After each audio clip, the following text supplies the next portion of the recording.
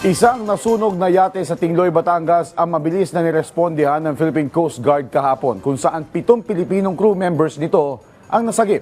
Samantala na-rescue din ng PCG ang mga pasaherong sakay ng lumubog na motorbangka sa Lumban, Laguna nitong linggo. Narito ang report.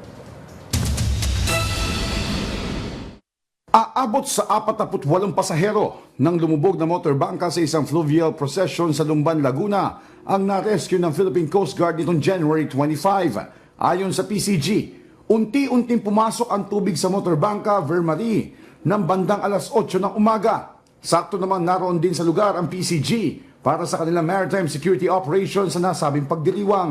Dahil dito, agad na ipinadala nila ang kanilang team sa lugar para sagipin ang mga pasahero.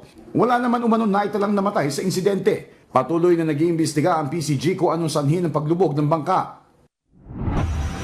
Mabilis naman nirespondihan ng Philippine Coast Guard Southern Tagalog ang insidente ng sunog sa isang motor yacht na naglalakbay sa karagatan ng Tingloy, Batangas na nagmula pa sa Puerto Galera Oriental, Mindoro nitong hapon ng January 27. Ayon sa PCG, nakita ng isang tauhan nila na may usok at apoy na nagmumula sa isang yate sa di kalayuan. Kaya't agad sila nagpadala ng mga tauhan gamit ang high-speed rescue boat para tulungan ang mga sakay nito. Batay sa kanilang investigasyon, nagmula ang apoy sa makina ng yate na sanhi umano ng problema sa electrical connections.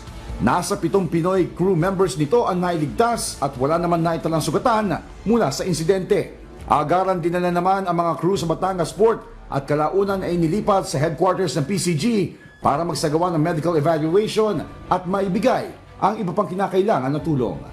Josh Garcia para sa Pambansang TV sa Bagong Pilipinas.